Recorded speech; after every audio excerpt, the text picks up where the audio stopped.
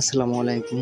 আশা করি সবাই ভালো আছেন। আমিও ভালো আছি আলহামদুলিল্লাহ। তো দিন শেষে আমাদের সকল কিছু নিয়েই বাঁচতে হবে, আর বাঁচতে হলে সকল কিছুর বিষয়ে অভিজ্ঞতা থাকতে হবে।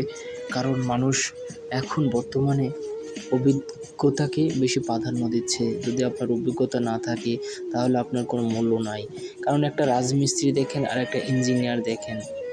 একটা ইঞ্জিনিয়ার যতটুকু মাপঝোঁক করে কাজ করে, কিন্তু একটা রাজমিস্ত্রি ততটুকু মাপঝোঁক না করেই কাজ করে। কম ইঞ্জিনিয়ার পড়াশোনা করে কোনো এক ভার্সিটিতে, আর রাজমিস্ত্রির কোনো ভার্সিটিতে পড়াশোনা করা লাগে না, কারণ তাদের মধ্যে একটা অভিজ্ঞতা আছে, ছোটোবেলা থেকে কাজ করে জোগাড়দাতা থেকে কাজ শুরু করে আজ সে রাজমিস্ত্রি হয়েছে। কিন্তু একটা ইঞ্জিনিয়ার টাকা পয়সা খরচ করে সে অনেক বড় একটা ইঞ্জিনিয়ার হয়েছে। আসলে মূল্য তখনই পায় যখন তার কাজের দক্ষতা ভালো হয়, কাজের আর্ট ভালো হয়। যেমন আমাদের দেশে তেমন একটা দাম নাই, কিন্তু বাইরের দেশে গেলে অনেক দাম মূল্য আছে তাদের।